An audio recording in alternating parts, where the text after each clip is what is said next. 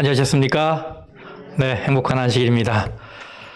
날씨가 많이 쌀쌀해졌어요. 그죠? 건강에 특별히 유의하시면 좋겠습니다. 오늘 그 찬양 가사가 참 마음에 와닿네요. 12회를 혈루증으로 앓던 여인이 믿음을 가지고 예수님의 옷자락을 만졌을 때 예수님에게서 능력을 받고 치유됐다는 이 가사가 말씀을 듣기 위해 앉아있는 여러분들의 마음이기를 저는 간절히 바랍니다. 그런 믿음의 마음을 가지고 어떻게든지 예수님의 능력을 붙잡고 싶은 간절한 심령으로 이 시간 말씀을 듣는다면 하나님으로부터 치유와 회복의 능력이 여러분 마음속에 임하리라고 확신합니다. 그런 축복을 누리시길 바랍니다. 자, 오늘도 갈등이 메시지다라는 제목의 말씀을 한 번 더 이어가도록 하겠습니다. 이 성경을 연구할 때 놓쳐서는 안 되는 중요한 관점 중에 하나는 이 갈등이에요. 그래서 갈등들로 이루어져 있는 이 이야기들을 우리가 연구하면서 그 속에서 하나님의 메시지를 좀 찾는 시간이 될 것 같습니다. 살다 보면 이 관계에 텐션이 생기고 또 서로 심하게 부딪히는 이런 일들을 경험하게 돼요. 그것 때문에 밤잠을 설치게 되고 또 이 감정의 낭비를 겪으며 상처를 받기도 합니다. 그런데 갈등은 피할 수가 없어요. 어쩌면 우리의 삶에 필연적이에요. 왜냐하면 우리 개개인이 생각하는 거, 삶의 방식, 경험, 언어 생활이 다르기 때문이죠. 서로 다르니까 그 차이 때문에 오는 갈등이 있을 수밖에 없는 거예요. 그런데 만약 갈등이 일어날 때 우리가 그것을 건전한 방식으로 푼다면 그것은 우리의 인격과 신앙에 아주 좋은 자양분이 될 겁니다. 우리 삶의 갈등들을 변화와 성장의 에너지로 바라보는 이 안목과 지혜를 얻는 것이 이 설교의 목적입니다. 갈등의 순기능을 찾는 것이죠. 예수님과 관련된 갈등들을 가만히 들여다보면 그 속에 하나님 메시지가 잔뜩 들어있는 걸 보게 됩니다. 오늘 본문의 말씀은 마가복음 3장 7절에서 35절까지인데요. 이곳에는 세 개의 갈등이 나옵니다. 여러분 보시는 대로 갈릴리와 예루살렘의 갈등, 그리고 무리와 제자의 갈등, 그리고 옛 가정과 새 가정의 갈등입니다. 자, 이제 여러분 이 갈등 속에 어떤 하늘의 메시지가 있는지 지금부터 좀 살펴보겠습니다. 자, 첫 번째 갈등은 예루살렘과 갈릴리 갈등입니다. 즉, 장소의 갈등이에요. 마가복음 3장 7절에서 8절까지 말씀. 예수께서 제자들과 함께 바다로 물러가시니 갈릴리에서 큰 무리가 따르며 유대와 예루살렘과 이두메와 요단강 건너편과 또 두로와 시돈 근처에서 많은 무리가 그가 하신 큰 일을 듣고 나오는지라. 성경을 읽을 때는 공간적인 혹은 지리적인 부분을 눈여겨볼 필요가 있어요. 왜냐하면 장소가 어디냐에 따라 메시지의 강약이 달라지기 때문입니다. 마가복음 전체를 놓고 보면 1장부터 9장까지는 갈릴리를 배경으로 하고 있고 11장부터 그 이후는 예루살렘을 배경으로 하고 있고 그 사이인 10장은 갈릴리에서 예루살렘으로 올라가면서 일어난 사건이에요. 이렇게 지역적으로 크게 구분이 됩니다. 여러분, 이스라엘 나라의 중심이 어디입니까? 예, 예루살렘이죠. 한동안 지중해 연안에 있는 텔아비브가 수도는 아니면서도 수도 역할을 해왔어요. 그런데 여러분 아시다시피 지난 2017년 12월에 우리 당시 미국의 이 트럼프 대통령이 예루살렘을 이스라엘의 수도로 인정을 했죠. 예수님 당시에 이 예루살렘에는 왕궁과 신전이 있었고 또 로마의 식민지였기 때문에 로마의 행정관청도 들어서 있었습니다. 예루살렘은 이 이스라엘에서 인구가 가장 많은 곳입니다. 대도시입니다. 우리 옛말에 이런 말이 있죠. 망아지를 낳으면 제주도로 보내고 사람을 낳으면 어디로 보내라? 서울로 보내라. 이 수도 서울은 모든 국민의 선망 대상이에요. 삶의 방향이에요. 왜요? 거기에 권력이 있고 돈이 있고 일자리가 있고 성공이 있고 출세가 있으니까. 마찬가지로 유대인들은 예루살렘을 향해 있습니다. 예루살렘 가는 게 꿈입니다. 예루살렘은 마치 모든 것을 빨아들이는 블랙홀과 같아요. 모든 정치, 경제, 문화의 중심이고 백성들의 삶의 방향입니다. 그런데 그런 예루살렘과 그것에 비해서 갈릴리는 어떤 도시입니까, 여러분? 여러분 보시는 대로 밑에 예루살렘이 있고 그게 유대 땅입니다. 그 바로 위는 사마리아하고 그 맨 위는 이제 갈릴리예요. 갈릴리는 이스라엘 북쪽에 있는 아주 낙후되고 소외된 시골입니다. 예루살렘에서 바라볼 때 갈릴리는 그냥 변두리였어요. 그런데 여러분 예수님께서 그분의 공적 봉사를 어디서 시작하세요? 마땅히 예루살렘에서 해야 전국적으로 소문이 나고 효과가 있을 것 같은데 예수님은 저 변두리 갈릴리에서 봉사를 시작하셨어요. 갈릴리는 예수님의 공적 봉사의 본부였습니다. 그래서 그 갈릴리로부터 온갖 좋은 것, 온갖 새로운 것이 다 쏟아져 나왔어요. 예수님이 12 제자를 선택하신 곳도 갈릴리였습니다. 예수님의 제자 가운데 갈릴리 출신이 아닌 제자는 한 명뿐입니다. 가룟 유다. 가룟이라는 지방, 유대 땅에 있는 그 한 사람 빼고는 모두 다 갈릴리 출신입니다. 그 근방이에요. 그리고 예수님의 이적이 이 마가복음에 18번이 나오는데 그 중에서 17번이 갈릴리와 그 근방에서 행한 이적입니다. 예루살렘에서 행한 이적은 하나밖에 없어요. 열매 없는 무화과 나무를 저주하신 일. 그거 하나예요. 그거 빼고는 다 이 변두리에서 이적을 행하셨어요.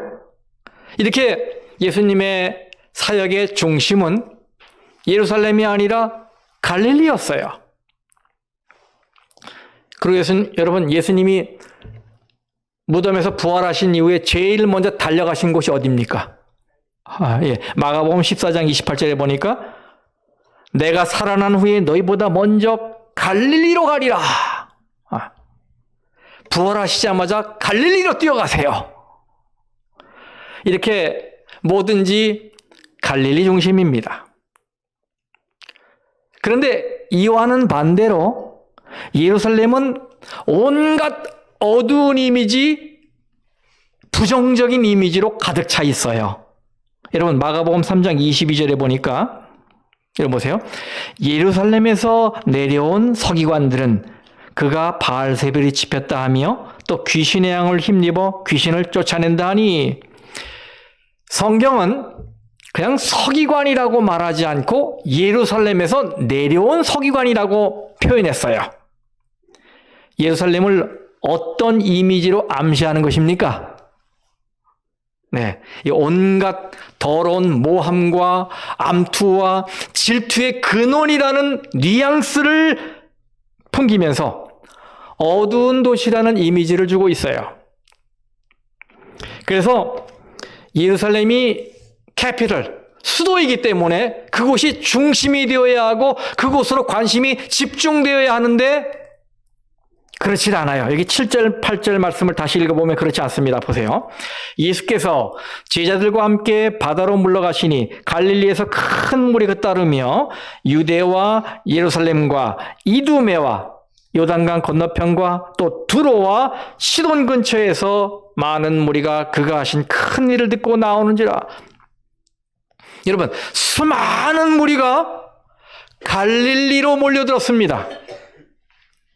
그런데 방금 읽은 이 말씀에서 유대와 예루살렘, 즉 지리적으로 혹은 정치적으로 중심이라고 하는 유대와 예루살렘이 어디하고 동급으로 취급되냐면 이두메, 두로, 시돈과 동급으로 평가되고 있어요.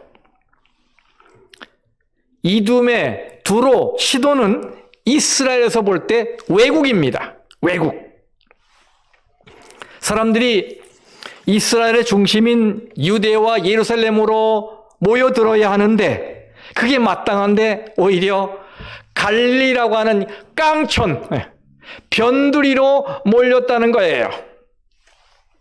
이건 당시 예루살렘의 기득권층에게는 대단히 기분 나쁘고 배 아프고 자존심이 상하는 일이었어요. 그런데 여러분, 예수님은 왜 이런 장소적 갈등을 일으키신 것일까요?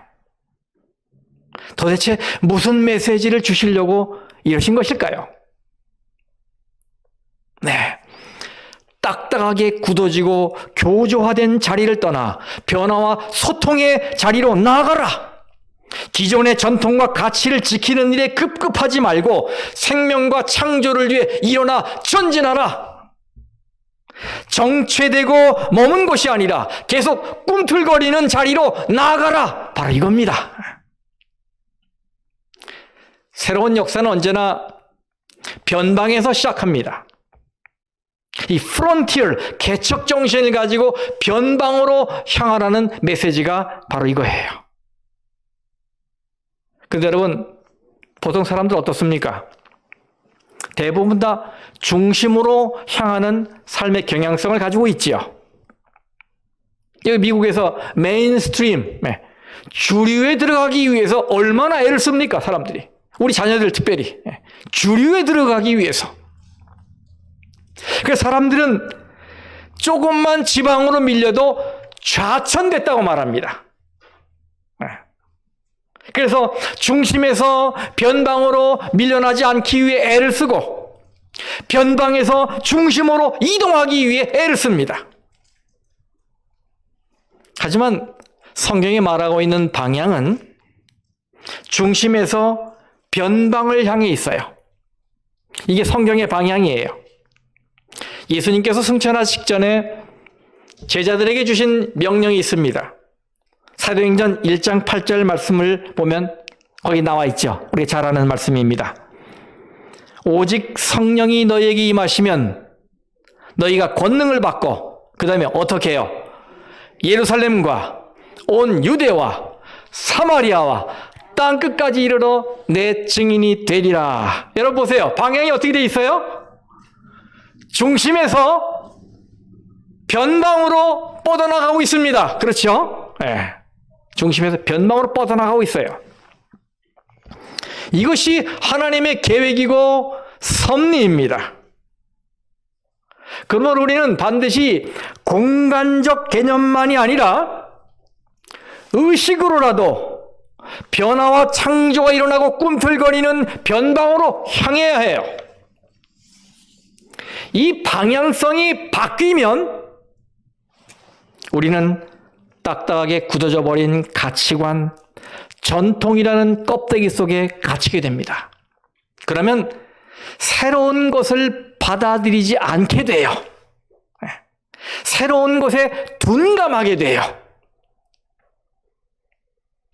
하나님은 아브라함을 부르실 때도 갈대아 우르라고 하는 이 바벨론의 문명의 중심지에서 떠나라고 하셨습니다. 변방으로 가라. 아브라함 입장에서 가나안은 변방입니다.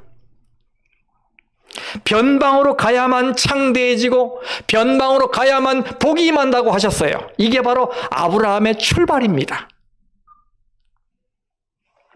우리도 마찬가지예요. 우리는 예루살렘을 부인하면서도 예루살렘으로 향하는 습성을 가지고 있어요. 그런데 주님께서는 변방인 갈릴리로 개척 정신을 가지고 끊임없이 꿈틀대는 변화와 창조가 일어나는 그 새로운 곳으로 가라고 말씀하십니다. 그래야만 작품이 만들어진다는 것입니다. 예루살렘에는 출세와 성공이 있고 우월감이 있어요. 그리고 그 이미 얻은 그 권력, 그거를 지키려는 배타적이고도 이기적인 자기 보호의 정신이 있어요. 그런데 하나님은 우리에게 여기에서 벗어나라고 말씀하십니다. 이거는 우리 자신도 그렇고 우리 교회도 그렇습니다. 살아있는 나무는 꽃을 피우고 열매를 맺으며 계속 변화합니다. 계절 따라 꽃을 피우기도 하고 색깔이 변하기도 하고 떨어지기도 하고 살아있기 때문에 계속 다양하게 변해요. 변화하지 않는 나무는 병든 나무이거나 죽은 나무예요. 그러므로 우리에게는 머무름보다 나아감이 중요합니다. 의식으로라도 개척정신, 변방의식을 가지고 변화와 창조를 향하는 도전이 필요하다는 말이에요. 이 사회가 얼마나 바뀝니까, 여러분? 얼마나 급변하고 있어요. 이런 변화에 능동적으로 대처하기 위해서는 이런 의식이 필수적이에요. 성도 여러분, 우리가 믿는 하나님은 생명의 하나님이시고 또 새로움의 하나님이십니다. 그러니 이 기존의 가치에 안주하려는 예루살렘 의식을 버리고 변화와 창조의 자리인 갈릴리 의식을 가지시길 바랍니다. 끊임없이 궁금증을 가지고 살피고 새로움을 위해 시도하고 도전하는 삶을 살기 바랍니다. 이게 연세가 높으신 어르신들은 이 나이에 뭘 하랴 뭐 이렇게 생각되실 수도 있겠어요. 근데 그러면 늙으시는 거예요. 그럼 늙으세요. 새로운 걸 배우려는 마음이 생기면 젊어져요. 과학적으로도 입증이 되잖아요. 그렇죠? 바로 이런 의식이에요. 바로 그것이 주님과 함께 생동감 넘치는 삶을 사는 비결이고 바로 이것이 장소적 갈등을 일으키면서 예수님이 우리에게 주시고자 하는 메시지인 것입니다. 자, 두 번째 갈등을 보겠습니다. 두 번째 갈등은 무리와 제자의 갈등입니다. 이 9절에서 19절까지 보면 두 부류가 나와요. 하나는 무리, 다른 하나는 제자예요. 이것은 우리가 신앙생활을 하더라도 하나의 군중처럼, 무리처럼 할 수 있고 아니면 제자처럼 할 수 있다 이 말이에요. 많은 사람이 예수님을 따랐습니다. 그 많은 사람을 성경은 무리라고 표현했어요. 여기 마가복음 3장 9절에 예수께서 무리가 에워싸 미는 것을 피하기 위하여 작은 배를 대기하도록 제자들에게 명하셨으니, 여기 무리가 에워싸 민다 할 때 이 에워싸 민다는 말을 영어 성경에는 press 혹은 crush라고 표현을 했어요. 무슨 말이에요? 무리가 압박하고 짓누르고 으스러뜨리듯이, 쭈그러뜨리듯이 몰려왔다 이 말이지요. 그러니까 이 말씀을 보면 예수님 주변에 얼마나 많은 사람이 모였는지 이 상상이 되지요. 그렇죠? 그야말로 인산인해를 이룬 것입니다. 인산인해. 그런데 여러분, 이 모인 무리의 특징이 뭐였습니까? 모인 무리의 특징이 뭐였어요? 그들은 왜 예수님께 몰려들었지요? 자, 마가복음 3장 10절에 이는 많은 사람을 고치셨으므로 병으로 고생하는 자들이 예수를 만지고자 하여 몰려왔습니다라. 뭐하러 왔단 말이에요? 병 고치러 왔다는 얘기예요. 다른 말로 하면 이익을 쫓아서 온 것입니다. 이익 때문에 몰려온 겁니다. 무슨 이익이에요? 병 걸린 사람은 병이 낫는 이익, 귀신 들린 사람은 귀신에서 해방되는 이익. 어쨌든 자기에게 이익이 되니까 몰려온 거예요. 그 성경은 무리라고 표현했어요. 여러분, 우리도 그럴 수 있습니다.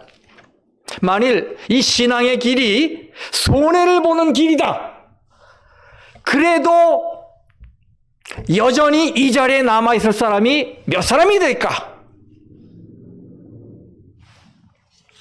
과연 얼마나 많은 신자가 물질의 손해, 시간의 손해에도 불구하고 예수님과의 관계를 위해 충성스럽게 꾸준히 신앙생활을 유지할까? 각자에게 질문하면 좋겠어요, 이것은요. 네. 여기에 유익이 없고 손해보는 이 길이라면 과연 몇 사람이 이 자리에 앉아 있을까? 만약 우리가 내 입속을 챙기고 또 내 소원을 이루고 내 욕구를 만족시킬 수 있기 때문에 예수님을 따르는 것이라면 우리도 이 무리와 다를 것이 없어요. 이런 신앙을 무슨 신앙이라고 그래요? 기복신앙이라고 그럽니다. 복받기 위해 머무는 거지요. 이익이 되기에 남아있는 거지요. 이것이 무리의 특징입니다.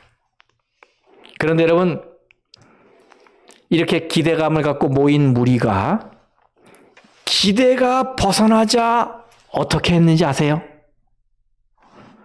성경은 이렇게 말하고 있습니다. 요한복음 6장 66절. 그때부터 그의 제자 중에서 많은 사람이 어떻게 하고 떠나가고 다시 그와 함께 다니지 아니하더라. 여러분, 물고기 2마리하고 떡 5덩이로 오병이어라 그러죠. 이거로 5,000명을 먹이시고 12광주를 남기셨어요. 그걸 본 이 무리가 얼마나 놀랐을까요? 네. 여러분, 상상이 되세요? 기겁할 일 아니겠습니까? 그 조그마한 고사리 손에 들린 도시락 하나 가지고 그 많은 사람을 모아들였더니 막 그냥 12광주가 됐어요. 다들 기절할 일이에요. 이런 걸 체험한 사람들이 그 다음 날도 자신들의 굶주린 배를 채우기 위해 몰려듭니다. 공짜 떡을 기대했어요. 열광적으로 따라왔습니다. 그런데 예수님에게서 무슨 얘기를 들어요, 이제? 요한복음 6장 35절이에요. 예수께서 이르시되, 자, 다음 슬라이드. 나는 생명의 떡이니 내게 오는 자는 결코 줄이지 아니할 터이요. 여러분, 굶주린 배를 채울 줄 알고 따라왔는데 뭐라 그러세요? 생명의 떡이다. 이 얘기를 듣고 사람들이 다들 한숨을 쉽니다. 한숨을 쉬어요. 실망했어요. 예수님에게 얻어먹을 게 없는 거예요. 그러니까 그 곁에 머물 이유도 없어졌어요. 왜요? 자신들의 기대가 무너졌기 때문에. 굶주린 배를 채우러 왔는데 생명의 떡 운운하시니까 실망이 된 거예요. 그래서 다 떠나갔어요. 예수님은 그들이 이익과 손해라는 이해관계를 떠나서 한 걸음 더 전진하기를 바라셨지만은 그들은 그만 그 수준에 머물러 있었던 거예요. 그리고는 떠났어요. 그래서 성도 여러분, 우리도 신앙을 이익의 차원에서 바라보면 문제가 발생해요. 나를 사랑하기 때문에, 예수님이 나를 사랑하기 때문에 그분을 사랑하는 마음으로 내가 신앙생활을 해야지, 복받기 위해 신앙생활하면 문제가 생겨요. 이익이 있기에 신앙생활하는 자들은 이익이 그치면 신앙생활을 떠날 자들이에요. 그래서 이 말씀을 보니까 예수님께서 이런 자들을 모아서 제자단을 구성하십니다. 첫 번째는 예수님 자신이 원하신 자들이에요. 마가복음 3장 13절에 또 산에 오르사 자기가 원하는 자들을 부르시니 나온지라. 이 오디션 프로그램에서처럼 지원자를 받아서 경쟁을 통해 선발하신 것이 아니라 아예 예수님께서 원하신 자들을 부르십니다. 이 부르심은 제자들의 소원보다는 예수님 자신의 소원에 근거되어 있어요. 다시 말하면 주권이 예수님에게 있다는 말이지요. 이것을 후에 이런 말씀으로 확증하십니다. 요한복음 15장 16절. 너희가 나를 택한 것이 아니요 내가 너희를 택하여 세웠나니. 주권이 예수님에게 있어요. 내가 너를 택했다. 그 다음 예수님은 이런 자들을 모아 제자단을 구성하십니다. 마가복음 3장 13절입니다. 또 산에 오르사 자기가 원하는 자들을 부르시니 나온지라. 즉 부르심이 있을 때 나온 자들이에요. 이 부르심, 콜링이 있을 때 따라온 자들을 제자로 삼으셨어요. 여기에는 이 제자됨의 중요한 자격 조건이 들어가 있습니다. 그것은 바로 희생입니다. 희생. 부르실 때 내 걸 내려놓고 따라가는 것. 이게 희생이죠. 그럼 여러분, 누가 무리입니까? 누가 군중이에요? 무리는 예수님을 따라도 자기에게 유익이 되는 만큼만 따릅니다. 그 이상 요구하면 토라집니다. 자기 자리를 그대로 지키기를 원해요. 그 자리가 편안하고 좋으니까 일어나려고 하지 않습니다. 뭘 시키면 교회 안 나온다 그래요. 그게 그 사람에게 혹은 그 가정에게 축복이 되는 줄 내다보지 못하고 왜 날 시키냐고, 다른 사람 시키라고.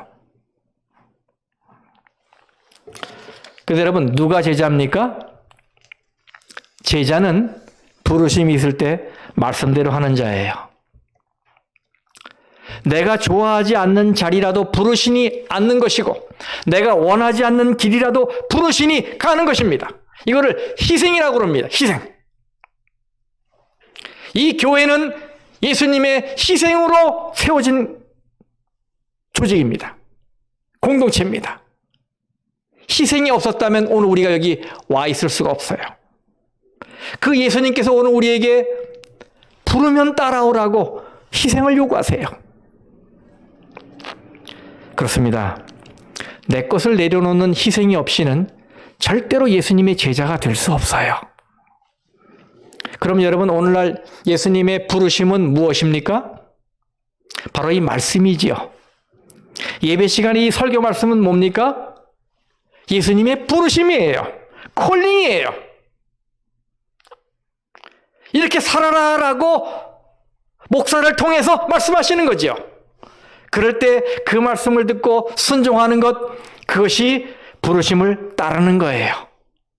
바로 이것이 제자 훈련의 핵심이지요. 제자 훈련의 핵심은 성경 공부가 아니에요.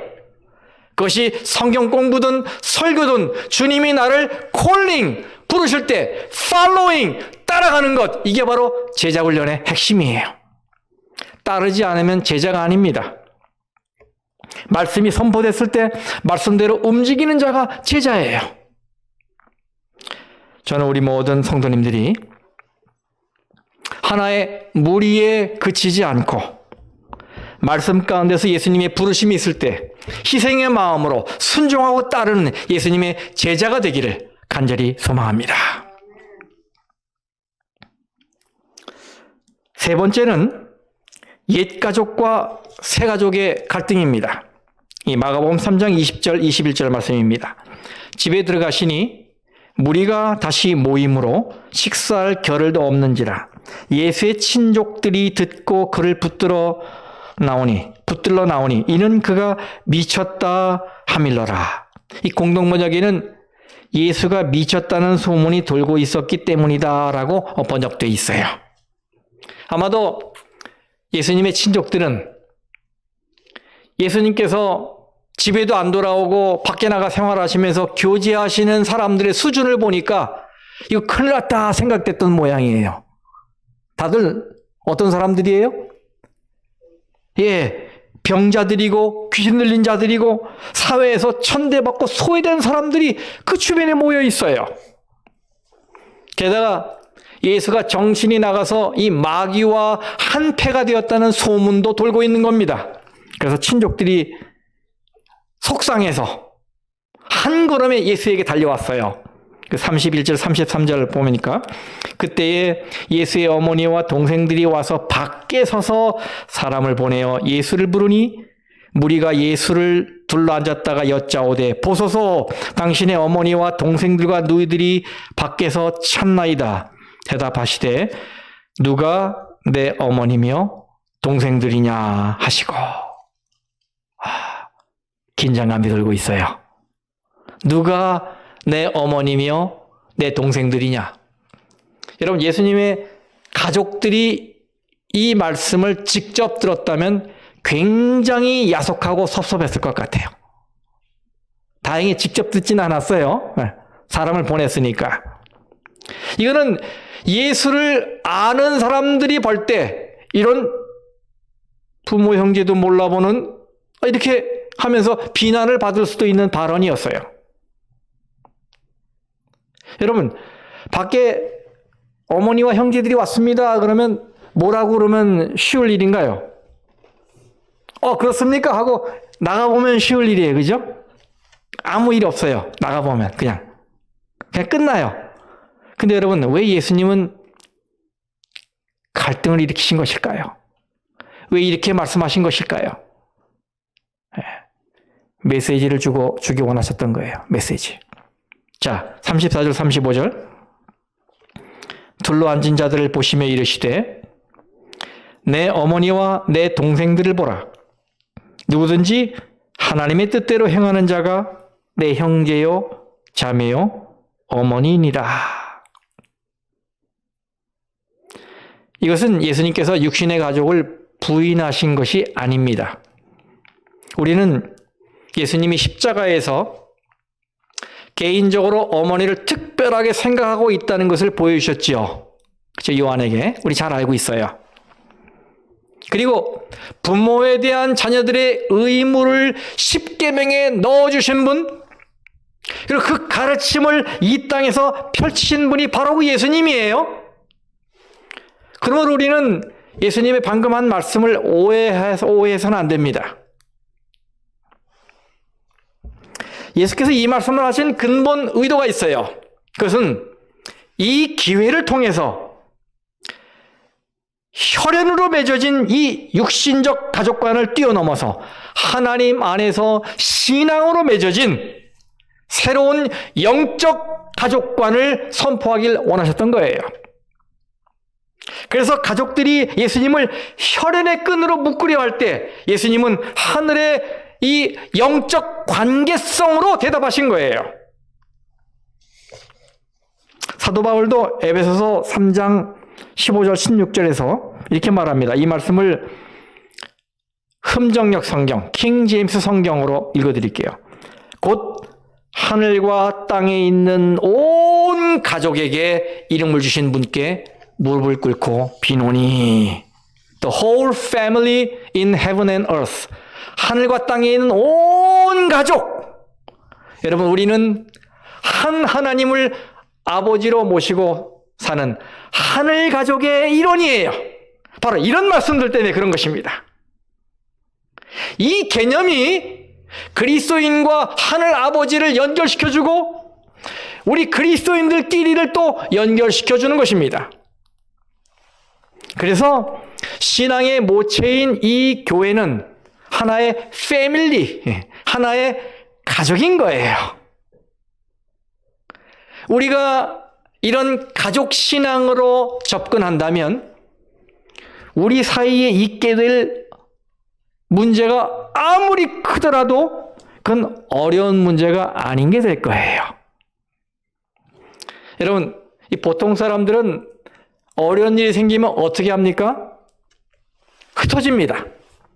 사람들은 어려운 일이 생기면 흩어져요. 하지만 가족은 어떻습니까? 똘똘 뭉칩니다. 가족은 그래요. 교회도 마찬가지죠. 어려운 일이 생겼을 때 2분, 3분 분열되면 그건 가족이 아니에요. 가족은 어려운 일이 있을수록 관계가 더 단단해지고 하나가 됩니다. 이 가족의 특징입니다. 가족은 뭐가 달라요? 서로를 용납해 줍니다. 용납해 주기 때문에 가정 안에서는 성장이 있는 거예요. 자, 여러분, 예를 들어서 우리가 3살짜리 아들과 대화를 나눈다고 해보십시다. 아들아, 이 미국의 수도가 어딘지 알아? 멕시코요. 야, 이 바보, 그것도 몰라, 이 멍청이. 아이고, 이 멍청이. 여러분, 이렇게 합니까? 아니에요. 우리는 가르쳐줘요. 얘야, 미국의 수도는 워싱턴이야. 워싱턴 DC. 멕시코 아니야, 알았지? 가족은 품어주기 때문에 성장하는 거예요. 그게 가족이에요. 가족은 기다려주고 용납해줍니다. 여러분은 집에서 가족과 함께 있을 때 자기 외모에 그렇게 신경을 쓰십니까? 네. 아마 그런 분은 거의 없을 거예요.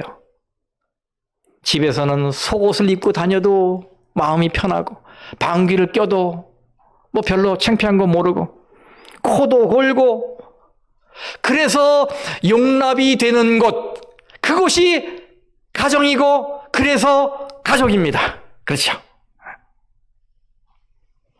그러므로 만일 우리 교회에 그런 기다림과 용납이 없다면 그건 우리가 교회를 만들고 있었던 것이 아니라 하나의 사회 단체를 만들고 있었던 거예요. 이 사회 단체는 멤버십으로 이루어지니까. 그러므로 교회에서는 어떻게 해야 됩니까?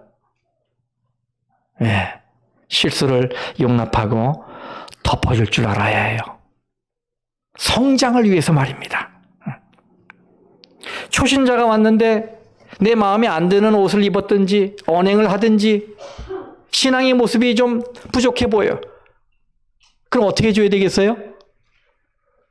일단 받아줘야죠. 왜? 이곳은 다 그런 분들이 모이는 곳이니까.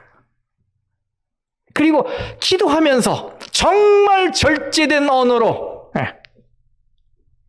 기분 좋은 상황에서 깨닫게 해줘야 되죠. 그 앞에서 바로 핀잔을 주든지 아이고 이러면 안 된다고 우리 교회는 그런 교회 아니에요 이렇게 하면 마음 상하죠. 마음 상해. 그건 가족이 아니에요. 심리학자인 데이비드 호킨스가 쓴 의식혁명이라는 책이 있어요. 이 호킨스 박사가 20여 년에 걸쳐서 인간의 의식 수준을 측정하는 연구를 했어요.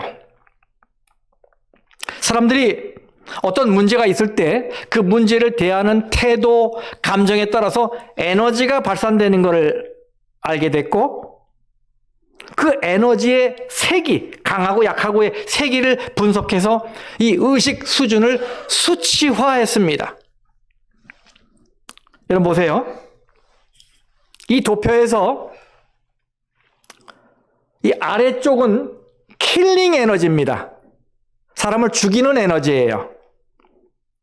그리고 위쪽은 힐링 에너지입니다. 치유하고 회복시키는, 살리는 에너지예요.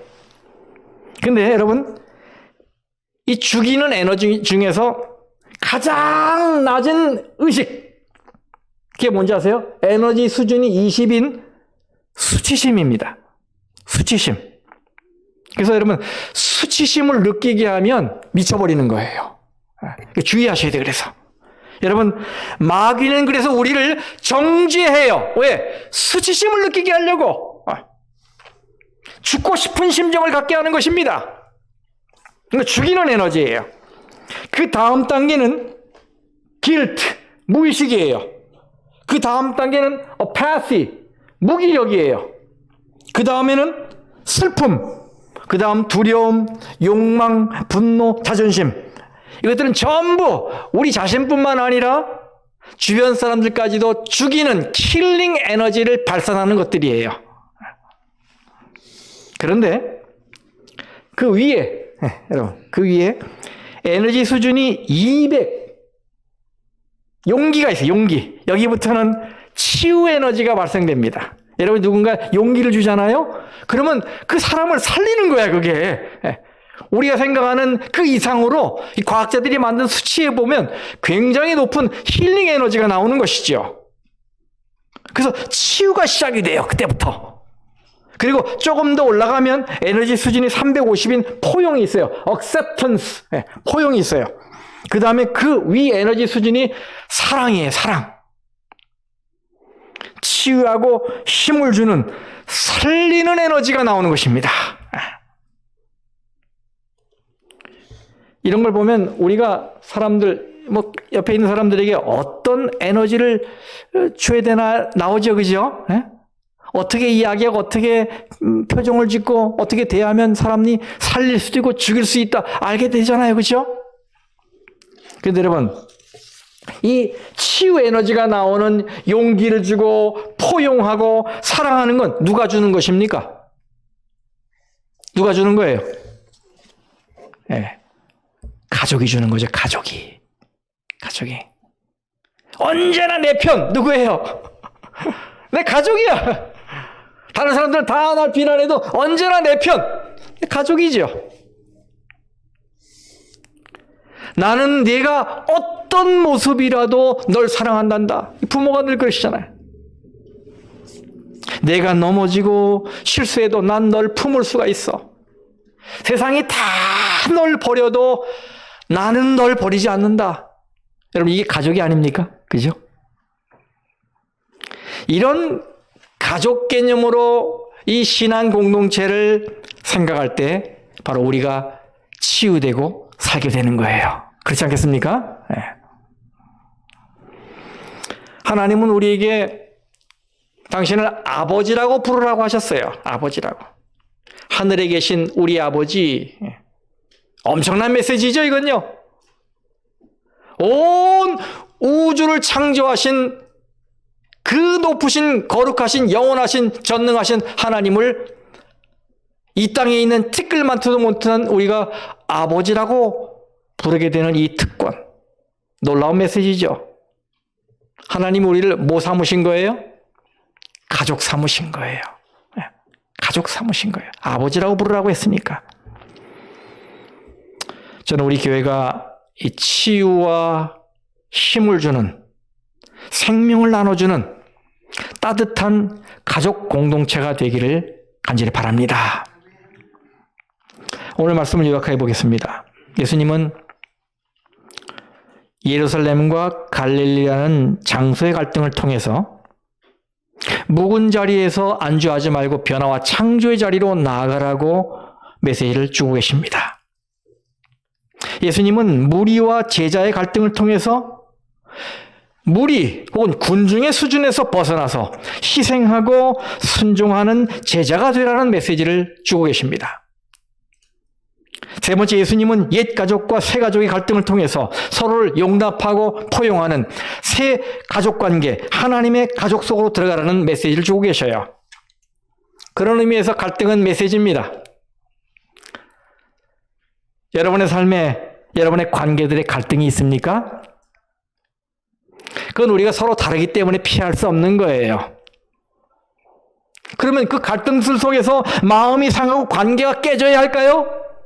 그건 아니지요.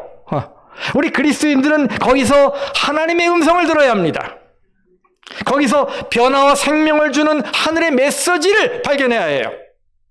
저는 우리 모든 성도님들이 삶에서 경험하는 모든 갈등들에서 하나님의 은혜로 순기능을 찾는 지혜를 갖기를 바라고, 그래서 그런 갈등들이 여러분의 인격과 신앙에 좋은 자양분이 되는 축복을 누리게 되기를 간절히 바라겠습니다.